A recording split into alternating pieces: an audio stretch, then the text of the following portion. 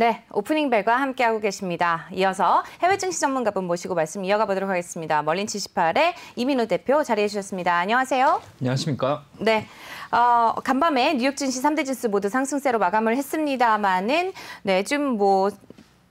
계속해서 종목별로 좀 엇갈리는 흐름을 보였네요. 기술주 중에서도 상승한 게 있는가 하면 또 하락한 종목도 있고, 증권 관련해서도 섹터별로 또 다양하게 좀 엇갈리는 흐름을 보인 것 같습니다.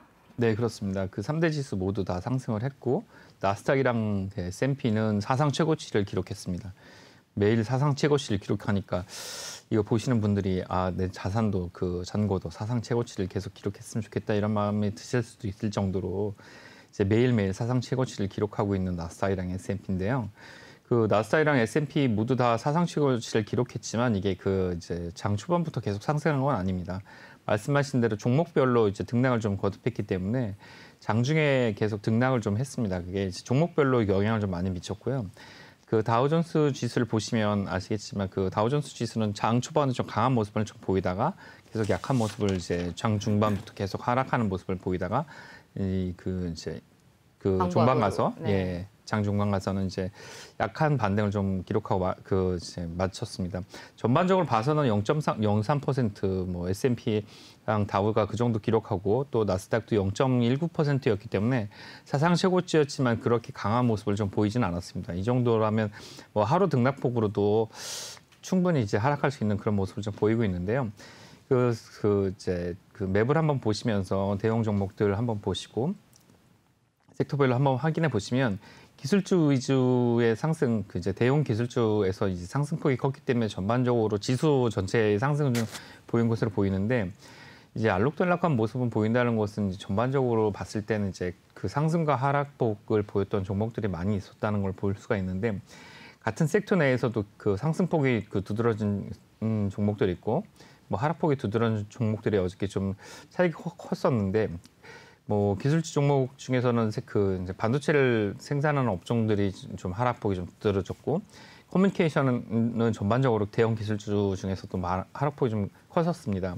그리고 금융주, 특히 금융주 같은 경우는 이제 결제를 하고 있는 그 결제 서비스는 상승폭이 좀 컸지만 은행주 전반적으로는 하락폭이 좀 컸고 특히 다른 종목보다는 유틸리티가 하락하는 모습을 좀 보였었는데요. 유틸리티랑 그 산업재가 하락하는 모습을 좀 보였습니다.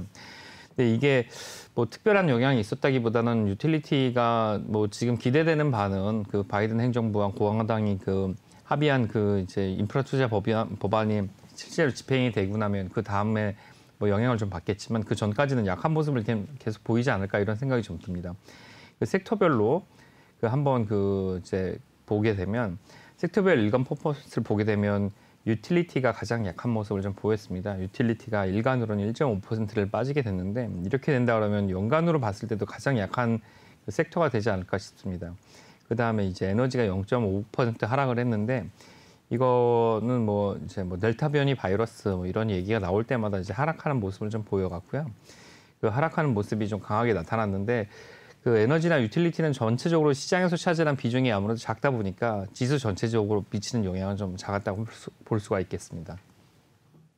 근데 은행주 같은 경우에 우리 이 전문가 은행주에 상당히 박식하시니까 제가 여쭤보는데 스트레스 테스트 통과하고 난 뒤에 배당도 늘리고 자사주 매입도 계획을 했는데 어떤 건 오르고 어떤 건 또 떨어졌더라고요. 섹터로 그렇습니다. 봐서는 또 떨어졌고 왜 그런 거죠?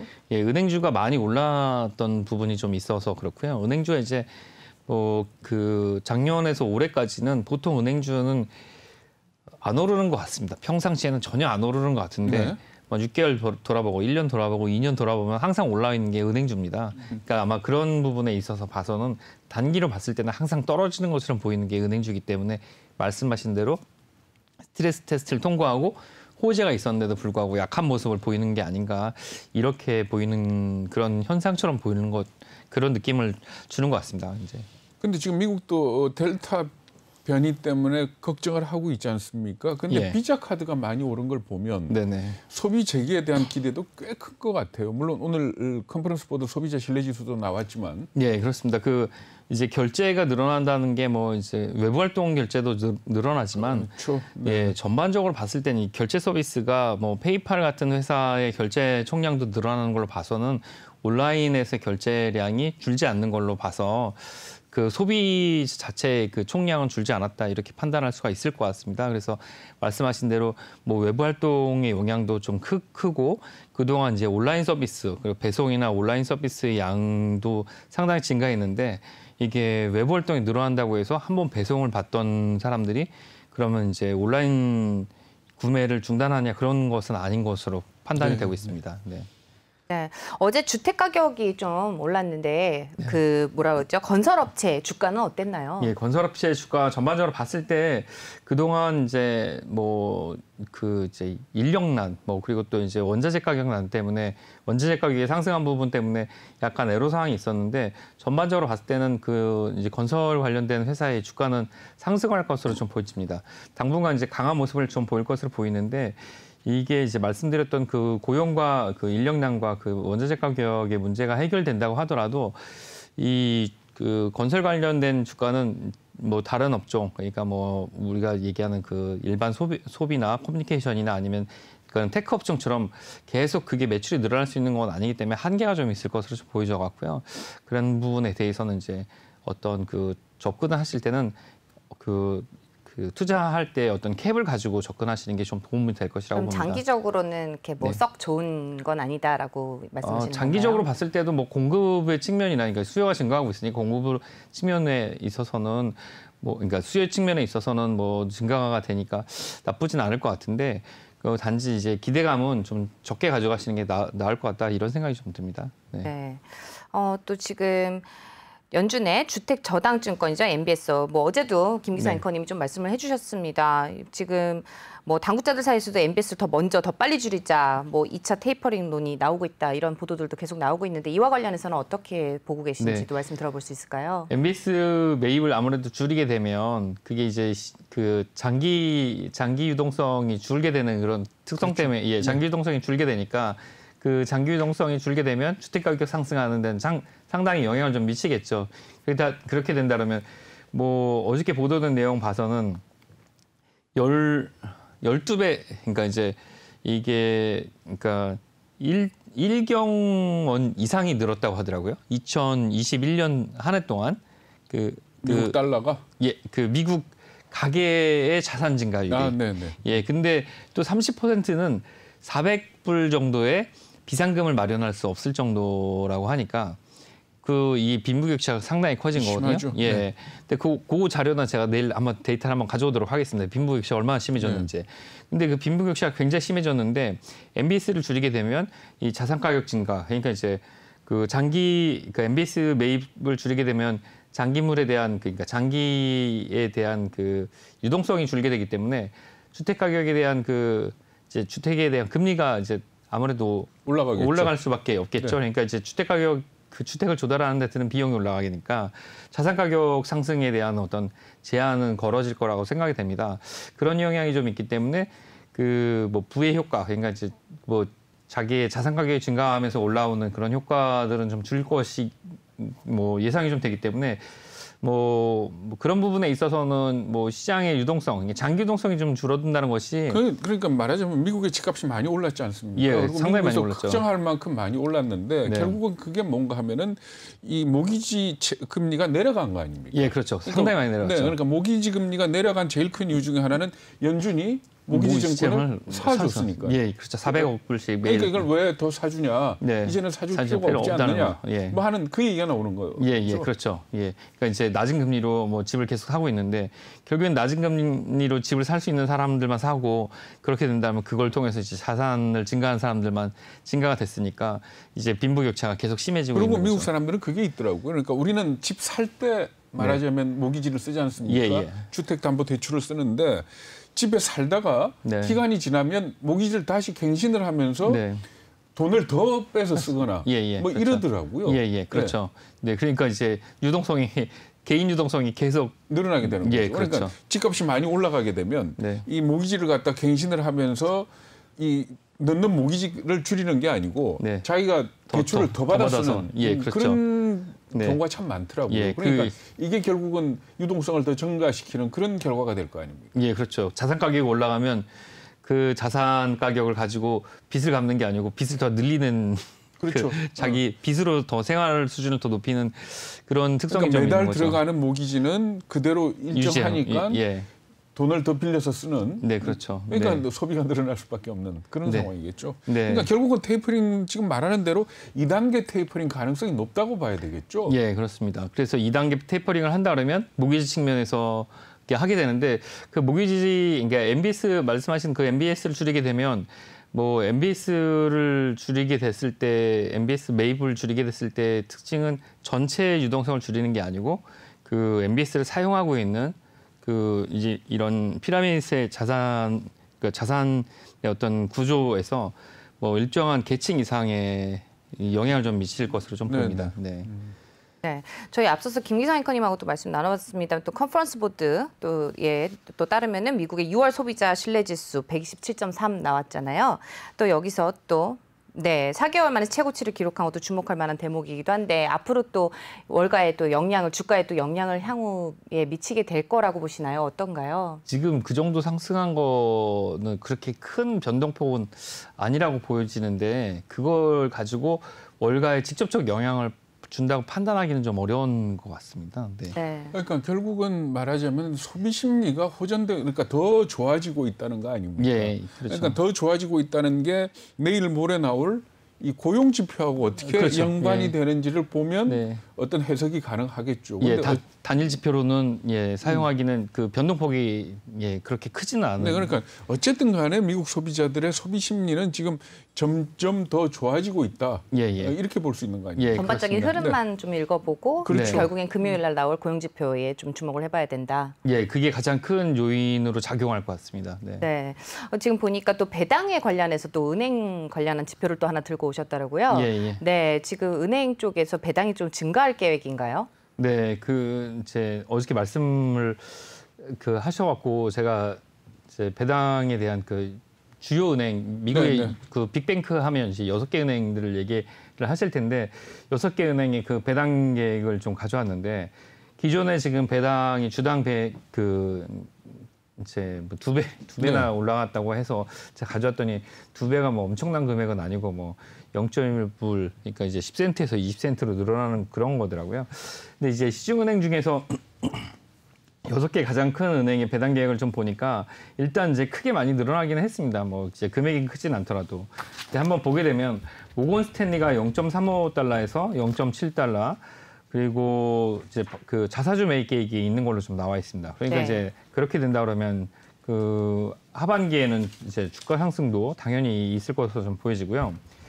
그 JP 모건 같은 경우는 지금 현재 그 0.9달러에 그 배당을 주고 있는데 배당 계획은 이제 1달러로 증가할 계획이 있고 뱅크 오브 아메리카는 0.18불에서 0.21불로 증가할 계획이 있고 그 지금 이제 자사주 매입 계획은 없는 걸로 나오고 있습니다. 골드만삭스는 지금 1.225불에서 2달러로 상승할 계획이 있고요. 웰스파고는 0.1불에서 0.2불로 상승할 계획이 있는데 이제 그 자사주 매입 계획이 있고 그리고 시티그룹은 0.51인데 근데 이제 시티그룹은 전에 그 부실을 아직 털지 못한 부분이 있는 것 같습니다. 그래서 그 부분 때문에 그 아직 이게 중간 배당이죠. 이 중간 배당이 아니고 이거는 분기 배당을 하는 그러면 골드만삭스 2달러 배당한다 그러는데 지금 주가가 대략 얼마쯤 되죠? 주가는 제가 확인을 한번 해보겠습니다. 그러니까 저 2달러라는 게 주가하고 비교를 해서 배당 성향이 어느 정도 되는지. 배당 성향이 2% 이하 정도 되는데요. 그게 이렇게 높은 편은 아닙니다. 제가 어저께 제가 뭐 2에서 뭐 3% 정도 말씀을 드렸는데 그거 3%대는 그 작년 같은 경우에 주가가 낮았을 때 그 정도가 그 정도 금액이 좀 되는 그 퍼센트가 좀 되는 것 같고요. 실제로는 올해 같은 경우로 봤을 때는 대략 뭐 한 1에서 1.5에서 2% 사이 정도 그 정도 되는 것으로 좀 보입니다. 네, 함께 내용 확인해 보도록 하죠. 372불이네요. 네. 372불이니까 1%가 분기에 1%가 조금 안 되니까 4분기를 합치면은 뭐 2% 남짓 3% 가까이 된다 이렇게 볼 수 있겠네요. 2% 정도 보시면 될 것 같습니다. 만약 분기마다 이 2불씩 배당했다 그러면 1년에 8불 아닙니까?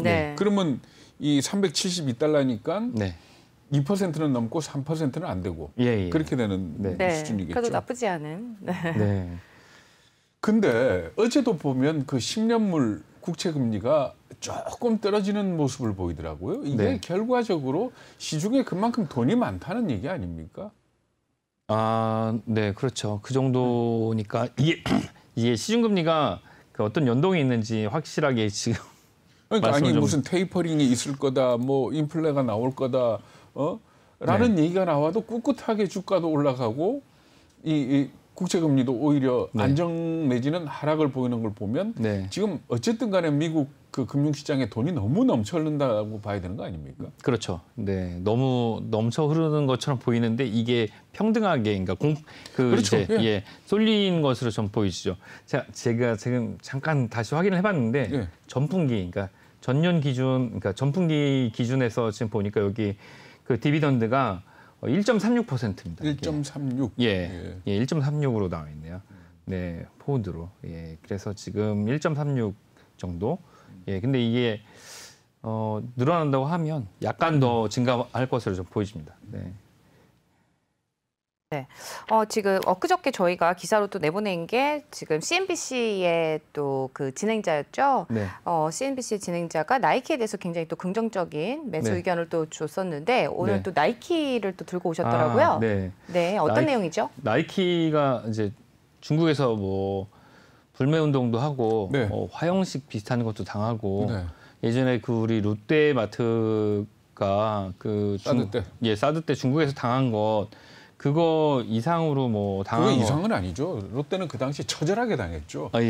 그거 이상으로 당하는 듯했으나 당하는 듯했으나 밖에서는 이제 그 나이키를 불지르고 그리고 다시 나이키를 주문하는 그런 소비 형태를 보인 중국 사람들의 어떤 그 저기 때문에 나이키는 중국에서 매출이 실제로 늘어난 것으로 좀 보였습니다. 그래서 제가 이렇게 가져보니까 중국에서 그 나이키를 안 신겠다고 하고 그 신발을 태워버리고 다시 중국에서 그 나이키 신발을 사는 바람에 오히려 매출이 늘어났고. 그러니까 중국 매출이 북미 매출에 비해서는 덜 늘어났죠. 덜 늘어났죠.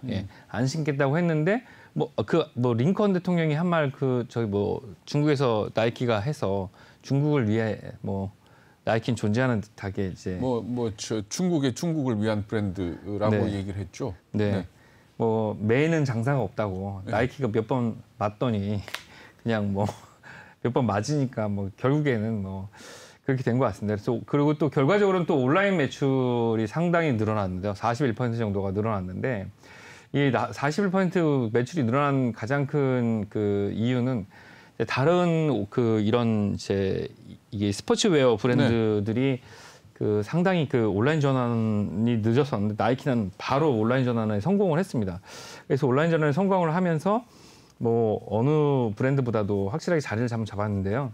이게 요즘에 등산을 되게 많이 이제 가시는 게 유행이 좀 됐더라고요. 그렇죠. 재작년부터. 근데 등산하는 인구가 상당히 많이 늘어났는데 보니까 이게 등산의 선순환 구조가 레깅스를 많이 입으셔갖고 레깅스를 많이 입으시니까 레깅스를 입는 사람을 구경하러 더 많이 가고 그런 선순환 구조가 이루어졌다고 하는데 그런 애슐레죠. 그러니까 이제 평소에도 이제 스포츠웨어를 입으면서 평상복으로 입는데 그런 이제 그 팬데믹 상황에서 그런 정장이나 이런 형식을 갖춰서 입는 옷들을 잘 안 입다 보니까 그러니까 저 같은 아재들은 옛날에 등산복을 입고 그렇죠. 일반 활동을 했는데 지금 MZ 세대들 같은 경우에는 일반에서 입는 옷을 입고 그렇죠. 근데 그 옷이 굉장히 트레이닝복이나 요가복이나 아니면 레깅스에다가 운동화 같은 걸 신고 등산을 하러 근데 그게 나이키한테는 도움이 안 되지 않나요? 이제 대표적으로 문어 모양의 뭐죠? 그 브랜드 중에 문어 모양이요? 그러니까 문어 브랜드 중에 그 브랜드가 있는데 북미에서 가장 유행한 우리나라는 아직 안 들어왔는데 그 레깅스 브랜드가 있거든요. 그러니까 그런 옷들이 이제 굉장히 유행을 했었는데 나이키도 그런 종류처럼 평상복으로 입을 수 있는 트레이닝복, 신발 특히 잘 아시지 않습니까? 비가 올 때 핸드백을 들고 있는데 가방을 들고 있는데 비가 올 때 여성들이 하는 걸 보면 그게 진짜인지 아닌지 알 수 있다. 근데 비가 올 때 그 머리를 이제 핸드백으로 딱 머리를 가리면 그건 가짜고 품 안에 넣으면 진짜다. 근데 나이키 진짜 요즘에 뭐 리세일 한다고 한정판 나이키 신발 같은 건 신고 다니다가 비가 오면 안 다니고 비가 딱 오면 바로 카페를 딱 들어가면 아 저건 진짜 비싼 나이키를 신고 있다. 이렇게 알 수 있을 정도로 이 나이키가 저기 뭐 어떻게 가치가 올라가고 있다고 하는데 뭐 일단 그 나이키는 이제 분기 4분기 보니까 이제 거의 10% 이상 늘어났고 주당 순이익도 거의 2배 가까이 늘어났습니다. 근데 이제 이거에 대해서 이제 나이키가 상당히 그 가치가 있다 뭐 이렇게 봤을 때 이걸 가지고 이제 컨센서스에서 어떻게 보는지 한번 제가 보게 되면 이 맨 왼쪽에 동그라미 그 이제 파란색 동그라미가 그 컨센서스에서 예상하는 거고 초록색 그 점은 이제 실제인데 그 항상 그 2020년 3분기, 2020년 4분기, 2021년 1분기, 2분기까지 다 컨센서스 예상하는 거를 다 비트를 했습니다. 그 예상을 다 뛰어넘는 그런 모습을 좀 보여줬고요. 실제 그리고 그 2018년부터 2021년까지 그 매출이랑 그 순이익이 계속 증가하는 모습을 좀 보였습니다. 그리고 그 오른쪽에 있는 그 막대 그래프는 초록색이 그 매수 의견이고 노란색이 홀딩인데 전반적으로 봤을 때는 그 3월 달부터 3월, 4월, 5월, 6월까지 전반적으로 매수 의견은 그 뭐 항상 그 이제 절대적인 모습을 좀 보이고. 근데 저는 나이키에 대해서 반대입니다.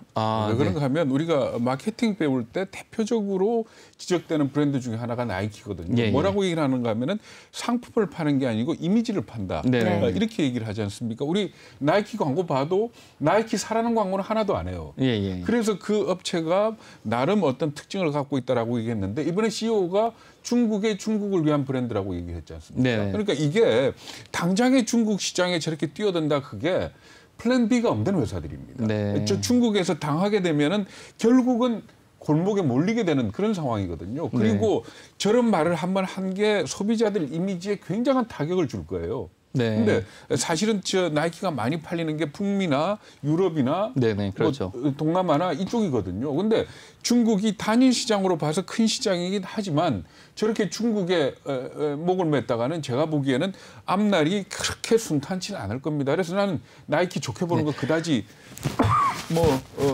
좋다고 생각하지 않아요. 네, 그 중국의 그 말씀하신 그 측면을 봤을 때 중국의 목을 메고 있는 회사들 중에 이제 같은 그 말씀하신 그 구조로 애플이 지금 그렇죠. 지적을 당하고 있는데 애플은 그러니까 자기들이 내걸었던 가치까지도 지금 다 갖다 버리는 거 아닙니까? 그 한쪽 측면에 또 전기차 업체 중에 테슬라가 그렇죠. 네, 나이키와 또 여기에 대한 이슈는 내일 또 말씀 이어가 보도록 하겠습니다. 네, 지금까지 이민우 전문가와 또 글로벌 증시와 내일에 대한 전략 함께했습니다. 네, 여기서 말씀 이만 인사드리도록 하죠. 감사합니다. 감사합니다.